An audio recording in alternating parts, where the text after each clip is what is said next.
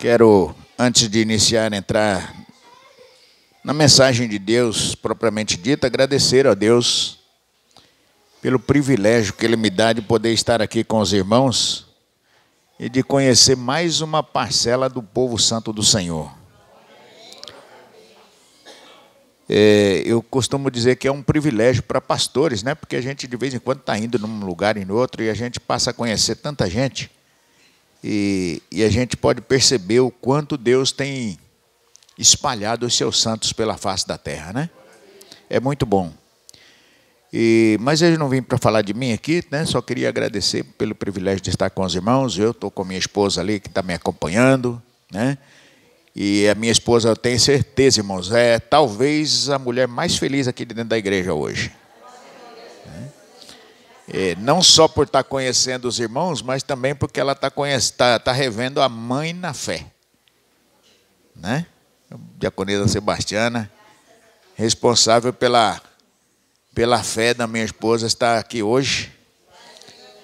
Ela conheceu a diaconisa Sebastiana lá no Mato Grosso do Sul, Mundo Novo, no trabalho que ela fez lá. E Deus, através dessa missionária, curou o pai dela de uma úlcera que ele tinha no estômago. E aí, a partir de lá, eles entregaram a sua vida para aquele que tudo pode, né? E nós, pela misericórdia de Deus, estamos aqui para falar com os irmãos.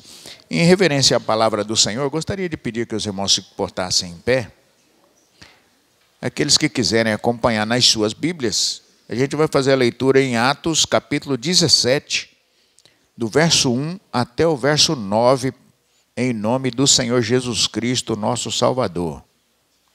Atos 17, do verso 1 até o verso 9.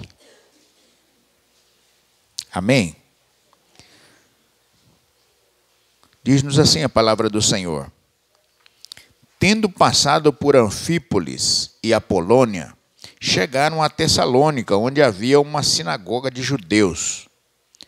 Paulo, segundo o seu costume, foi procurá-los, e por 3 sábados arrazoou com eles acerca das Escrituras, expondo e demonstrando ter sido necessário que o Cristo padecesse e ressurgisse dentre os mortos. E este, dizia ele, é o Cristo Jesus que vos anuncio. Alguns deles foram persuadidos e unidos a Paulo e Silas, bem como numerosa multidão de gregos piedosos e muitas distintas mulheres. Os judeus, porém, movidos de inveja, trazendo consigo alguns homens maus dentre a malandragem, ajuntando a turba, alvoroçaram a cidade e, assaltando a casa de Jason, procuravam trazê-los para o meio do povo. Porém, não os encontrando, arrastaram Jason e alguns irmãos perante as autoridades, clamando: estes que têm transtornado o mundo chegaram também aqui, os quais Jason hospedou. Todos estes procedem contra os decretos de César, afirmando ser Jesus outro rei. Tanto a multidão como as autoridades ficaram agitadas ao ouvirem estas palavras. Contudo, soltaram Jason e os mais, após terem recebido deles a fiança estipulada. Amém? Deus nos dê graça, nos dê a sua palavra e que os irmãos podem se assentar, meus irmãos. Como já foi dito para os irmãos, o tema da mensagem de hoje é um tema que a igreja vem desenvolvendo durante o mês de setembro, né, a respeito da igreja missional. E o tema é uma igreja que persiste na fé, né? E aí, quando a gente fala de igreja missional, a gente tem em mente aquela igreja que os crentes vivem intensamente o evangelho e pregam o evangelho, que fazem a missão e chamam a atenção da sociedade, né? E aqui nós vamos ver um exemplo, né, de uma igreja que tinha o propósito de fazer mesmo, de manter um propósito fiel de pregar a palavra, custe o que custar. Essa igreja, a igreja de Tessalônica, ela é um exemplo disso. Foi uma igreja assim muito vibrante na sua época. Estava encravada numa grande cidade para aquela época, né? Tessalônica era uma cidade que tinha mais de 200 mil habitantes, já no primeiro século. E a igreja surgiu lá, apareceu lá, depois do trabalho do apóstolo Paulo, juntamente com Silas, né? Paulo e Silas, na sua viagem, chega a Tessalônica e anuncia o evangelho, conforme está registrado aqui no livro de Atos 17, né, que nós lemos. E aí, esse texto mostra que Paulo e Silas chegam na cidade, começam a pregar o evangelho. Interessante que consta que Paulo vai primeiro pregar na sinagoga dos judeus. E ao chegar lá, Paulo prega e ele começa. Nós estudamos aí a respeito de Priscila e Áquila, né? Que eles ficaram. Paulo ficou 1 ano e meio morando junto com eles e ia para as sinagogas e ficava disputando. E aqui a gente vê que Paulo também vai para lá e começa a disputar, né? Por 3 sábados seguidos, disputar com os judeus lá na sinagoga. Muitos deles creem, mas a maioria dos que creem são gregos e mulheres distintas, que o texto diz aqui. O que a gente percebe aqui, irmãos, é que assim, quando a igreja começa a falar de Jesus, quando a igreja começa a cumprir o ID que o mestre mandou, tem perseguição. E aí eu paro, quando eu vejo isso, eu paro um pouquinho para olhar a nossa igreja. Tipo assim, para você pensar agora na sua igreja local. Essa igreja é perseguida aqui nessa região, irmãos? É uma coisinha para a gente pensar, né? Se não é perseguida, está faltando a gente mover esse povo aqui, então não? Não é não? Porque olha só, irmão, Paulo chega lá e prega, e a Bíblia conta que algumas pessoas começam a entender, começam a se converterem, judeus, gregos, mulheres, e olha que dificilmente a mulher é mencionada na Bíblia, né? Naquele tempo ela não era nem contada. E aqui a Bíblia faz questão de dizer muitas mulheres distintas se renderam ao Evangelho do Senhor. E aí, uma das coisas que traz aqui para a gente parar para pensar um pouquinho, é que a Bíblia, no mesmo tempo que conta o progresso do Evangelho, ela conta também o progresso da perseguição. Diz que alguns judeus lá, por inveja, se levantam e começam a querer combater a pregação do apóstolo Paulo. E é interessante isso aqui, irmãos, porque o texto conta que eles se juntam com uns malandros, se junta com o povo, com bandidos, irmãos, para poder perseguir Paulo. Ele se junta com homens maus. Você consegue imaginar crente junto com esses homens maus, irmãos? Junto com bandido? Você consegue imaginar isso? Eu consigo, irmãos. Eu consigo imaginar crente junto com bandido, gente com prostituta, junto com homossexual, mas para transformar a vida deles. Só que esses judeus aqui se aliaram com eles. Não foi para transformar, mas para perseguir Paulo. E por causa da perseguição, a Bíblia conta que Paulo e Silas, eles de noite tiveram que fugir de lá de Tessalônica. Tiveram que sair fugido.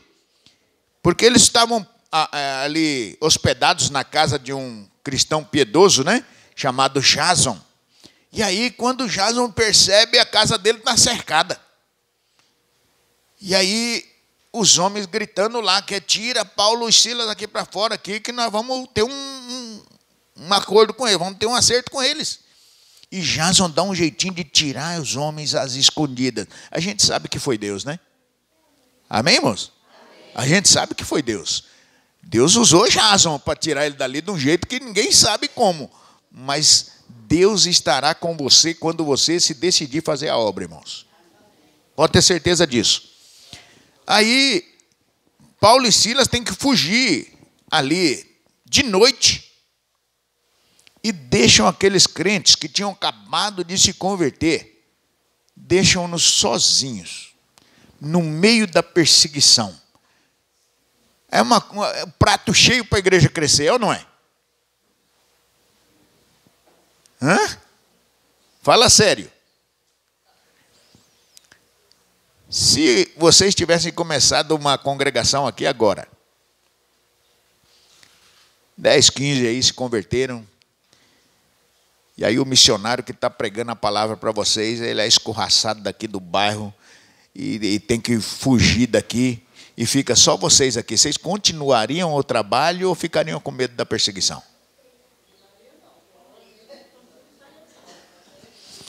Eu gosto de fazer essas perguntas assim, porque eu gosto um pouco de interagir com a igreja. Porque assim, irmãos, a gente vive num período que a gente não tem perseguição. A gente não tem. E às vezes eu pergunto para os crentes, como você serviria ao Senhor Jesus se tivesse perseguição? E eu vejo uns crentes batendo no peito igual Pedro quando chegou para Jesus e falou: Senhor, eu te sigo até na morte. Estou pronto para ir com o Senhor até na sepultura. Mas na hora que ele foi apertado um pouquinho por uma empregadinha do palácio lá, ele falou: não conheço esse homem não. Sei nem quem é, nunca vi. E aí eu fico pensando, a gente vê uns crentes hoje em dia que se a gente fala para eles: não, se você fosse perseguido agora, chegasse para você aí e falasse: não, você nega Jesus, nega a sua fé. E aí eu vejo um monte de crente falando: eu não nego não, eu não nego não. Mas na hora que você vê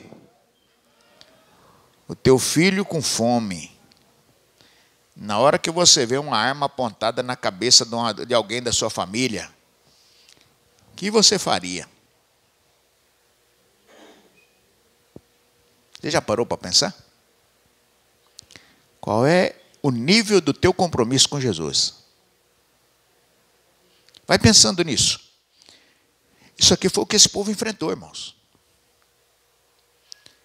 Paulo e Silas, eles arrancaram dali, mandaram ele embora e ficaram aqueles cristãos novos convertidos, aparentemente desamparados. E Paulo, ele sai dali, e eu imagino que, assim, Paulo fica imaginando daqueles irmãos desanimados. É ou não é? O pastor teve que fugir. Aqueles irmãos provavelmente vão desanimar, vão desistir da fé, porque a perseguição vai continuar contra eles. Tanto é que a Bíblia diz aqui que quando Jason tirou eles de dentro de casa, a turba, né, que a Bíblia diz ali que é a junção, né, de judeu com malfeitores, né, arrastam Jason e levam para a presença dos magistrados lá e falam: esse povo aqui, ó, vocês estão, lembra dos caras que estão criando tumulto aí em volta nas outras regiões aí? Lembra daqueles homens que estão perturbando o mundo inteiro? Aqueles homens chegaram aqui e Jason hospedou eles. O texto conta que Jason teve que pagar fiança para se libertar daquilo ali, irmãos. Pagou a fiança e se livrou de ser morto. Aí, depois dessa, dá para continuar pregando?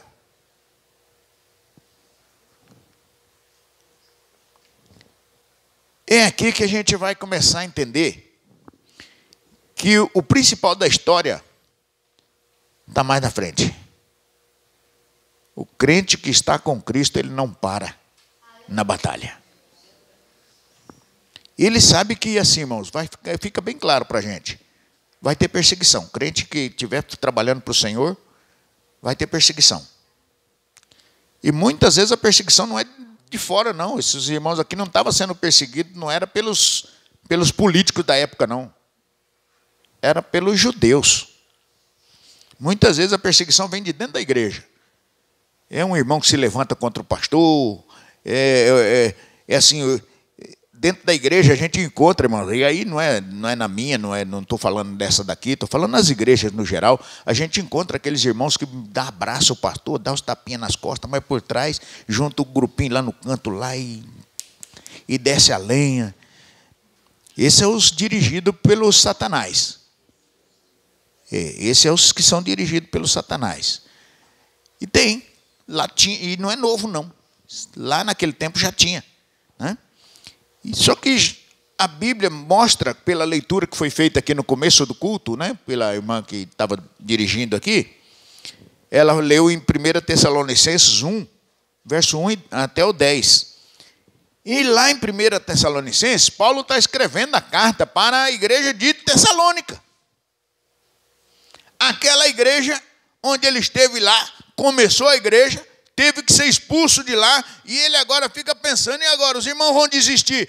Lá na frente está Paulo escrevendo para esses irmãos e dando parabéns para eles. Olha, eu parabenizo vocês, todo dia eu estou orando a Deus, apresentando vocês na presença de Deus, mas agora estou apresentando com alegria, porque a fama de vocês chegou aqui. As pessoas ao redor de vocês dão testemunho da fé de vocês. As pessoas ao redor de Tessalônica, nas províncias ao redor, estão dizendo que vocês são inabaláveis. Já pensou, irmãos, o pastor José Nilson ter que sair daqui da igreja aqui e 3, 4 anos depois ele recebe a notícia lá na Bahia. Oh, os irmãos de lá de Vila Carolina, pensa num povo que se levantou e a cidade inteira lá está sendo impactada pelos irmãos de lá de Vila Carolina. Que alegria para o pastor, né? Eu acho que Paulo estava saltitando de alegria nessa hora aqui. E aí, a gente entende, irmãos, que essa igreja, que Paulo só começou, ela serve de referencial para nós hoje. E é com base nisso que a gente vai aprender três lições a respeito dessa igreja de Tessalônica, para hoje, que serve para nós. Amém, irmãos? Eu queria que você prestasse atenção nessas 3 características de uma igreja que é uma igreja missional. A primeira delas é que eles foram persistentes, apesar da perseguição. Como eu já disse, é assim, irmãos, crente que é crente de verdade não está livre de perseguição. A gente está vivendo uma época em que os pastores, tem uns pastores aí, esses televisivos, né, esses pastores shows que tem por aí, eles pregam que crente não pode sofrer, é ou não é? Não estão pregando isso? Que crente não pode sofrer, que crente tem que estar arrebentando. E a gente está vendo nas igrejas deles uns crentes arrebentados mesmo, né? Não, porque, irmão, você vai arrebentar. Ele está saindo arrebentado.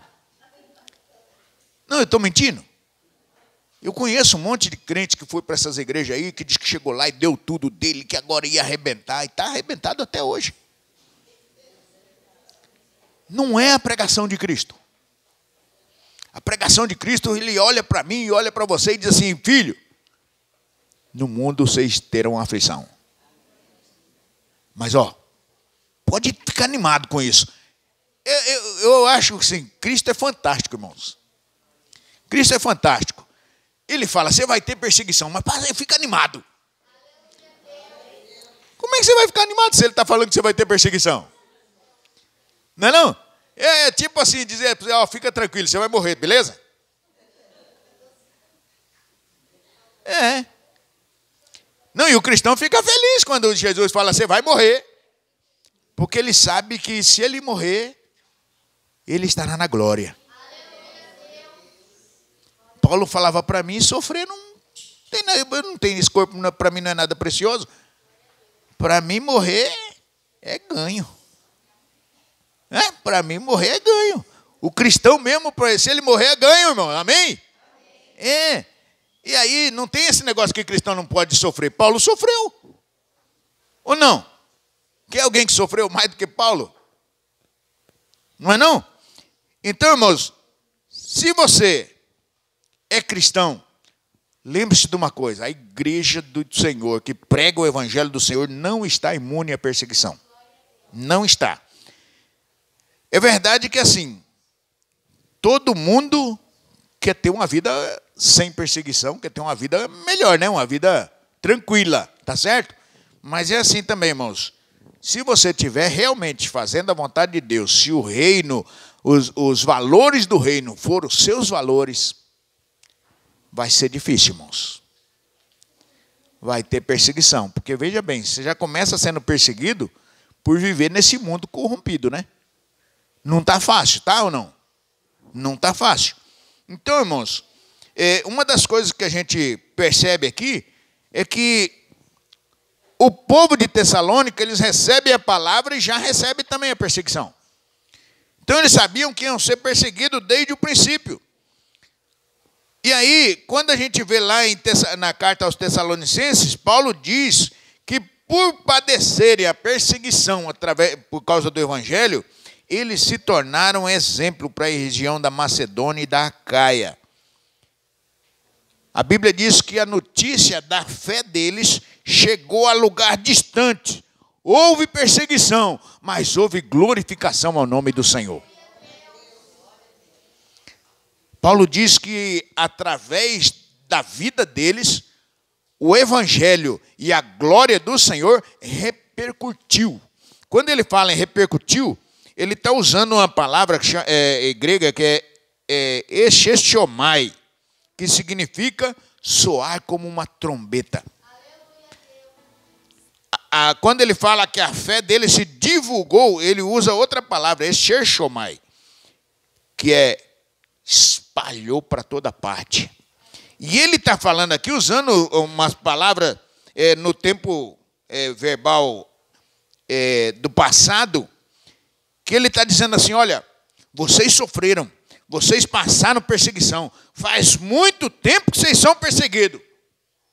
Faz muito tempo. A perseguição, ela não foi um negócio do momento, ela foi uma perseguição que não parou, mas também ao mesmo tempo ele está dizendo, mas faz muito tempo que o nome do Senhor está sendo espalhado para tudo que é lado. Muito tempo. A perseguição produziu uma constante glorificação ao nome do Senhor. Por quê? Porque aqueles crentes eram missionais.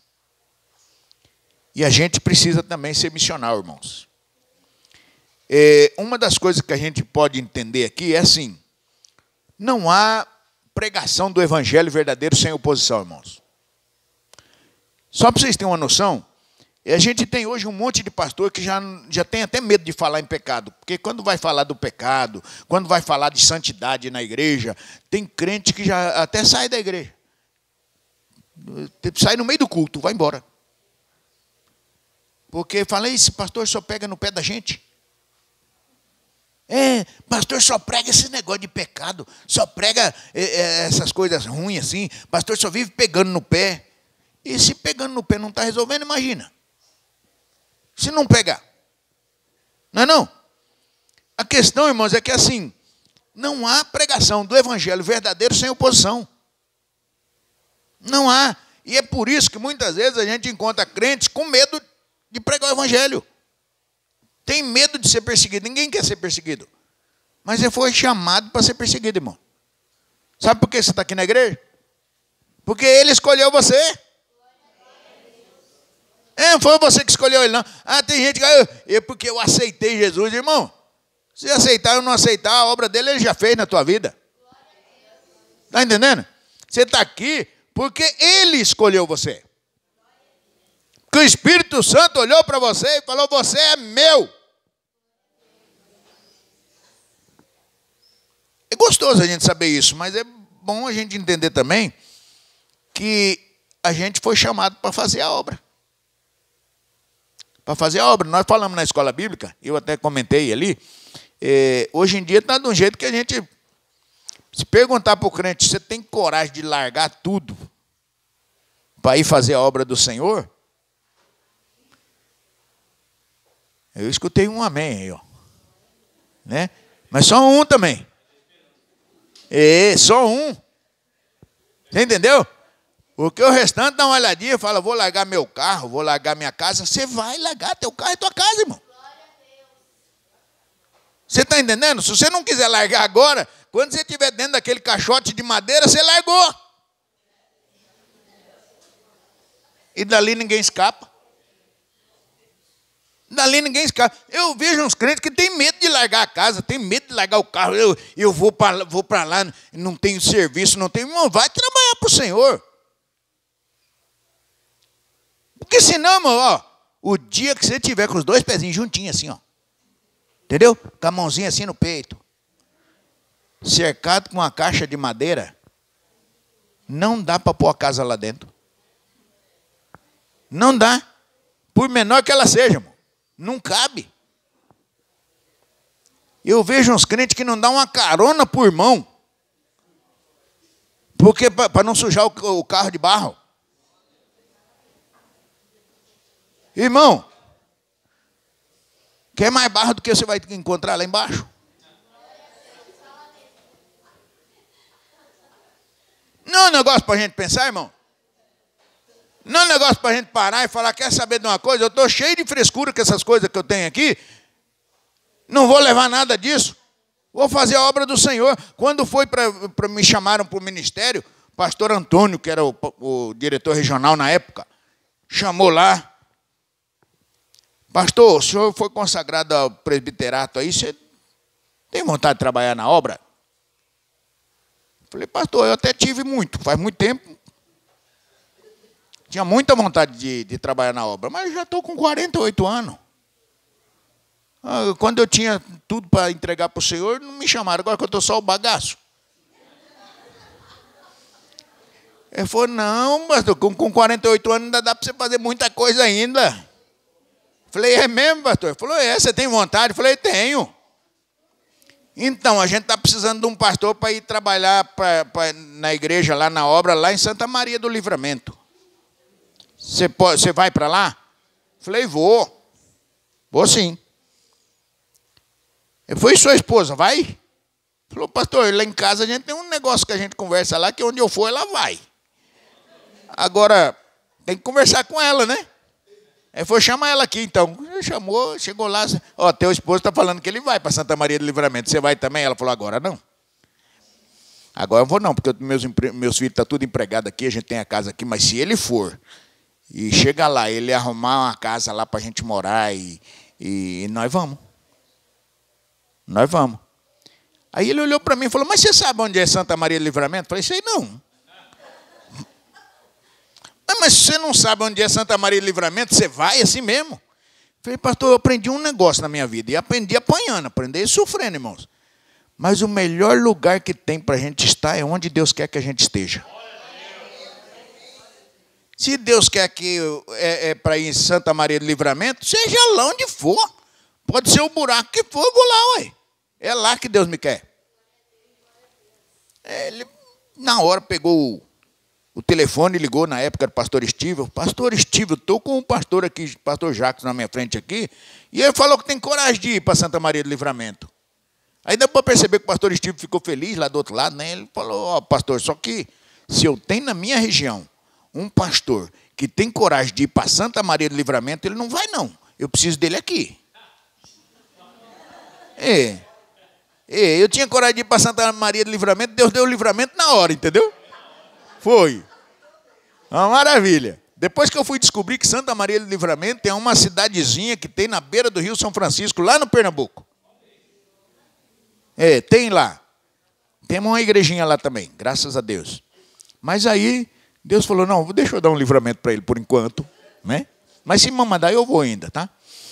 E aí, me mandaram para Vila Moraes. Foi meu primeiro campo pastoral. Isso é história para outra conversa. Mas a verdade é que, assim, irmãos, eu vejo uns crentes que ficam assim, mas eu tenho minha casa, tenho meu emprego. Irmãos, vai ficar tudo aí.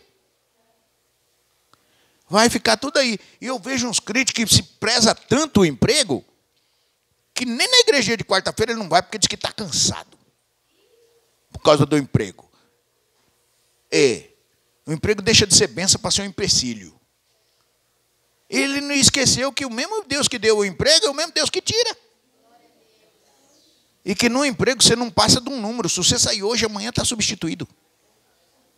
É ou não é? O único lugar onde você não é substituído é naquele livrão que está escrito, que chama Livro da Vida. Está entendendo isso aqui, irmão? Jesus te chamou para ser crente missional. Ele diz que você é sacerdote do reino. Mas a gente tem uma dificuldade para ser crente missional. A gente tem uma dificuldade. A gente tem medo da perseguição. Irmãos, é necessário que com perseguição ou sem perseguição a gente cumpra a missão. Quem daqui se considera seguidor de Jesus Cristo? Eu me considerava até semana passada. Depois fiquei com vergonha de falar isso. A gente teve uma aula essa semana, irmãos, na pós-graduação, com um pastor. Você vai encontrar livro dele, se você quiser, chama Ricardo Costa. E aí ele estava contando o jeito que ele aprendeu a ser missional. E aí ele é daqui de Campinas, ele passa, às vezes vai no mercado, chega no mercado, ele dá uma olhada lá, a menina do caixa, eu sou seguidor de Jesus, Jesus mandou falar para você que ele te ama muito e tal. Alguém já falou isso para você hoje? E aí ele já puxa a conversa. E de lá para cá ele diz que tem hora que ele vai andando na rua, de repente ele sente lá uma dor de cabeça, ele dá uma olhada do lado, pode ter certeza, a pessoa que está do lado lá está com dor de cabeça, e ele fala, é Deus que está me mostrando. E ele vai para cima, chega para escutar, você está com alguma dor de cabeça? A pessoa chega, como é que você sabe? Eu falo, não, é porque Jesus te ama muito, e ele me mostrou que você está com dor de cabeça, ele quer te curar agora, porque ele quer se relacionar com você. E ele ali no meio da rua ora para as pessoas, a pessoa é curada. E diz que se não é curado na hora, ele faz a oração de novo, e ele vai orando até curar. E eu dei uma olhada assim e falei, mas esse crente é crente missional, né? E eu estou longe disso. Só que aí ele estava contando por que ele fez isso. Ele disse que muito tempo ele era igual nós aqui. Muito tempo. Depois ele leu na Bíblia. E nessa carta aqui mesmo, Paulo fala assim, Paulo está escrevendo para os santos da igreja. A gente às vezes tem dificuldade de fazer a obra do Senhor porque a gente não se considera o santo. A gente se considera pecador, é ou não é?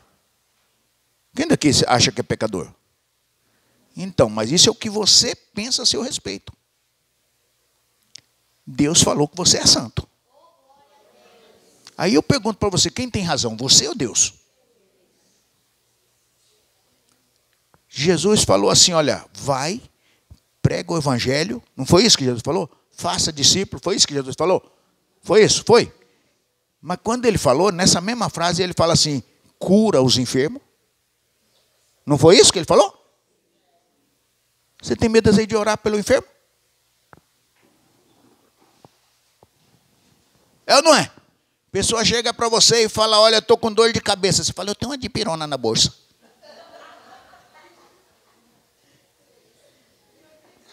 Não é não? Espera aí que eu tenho uma dipirona na bolsa. E Jesus no coração você não tem não?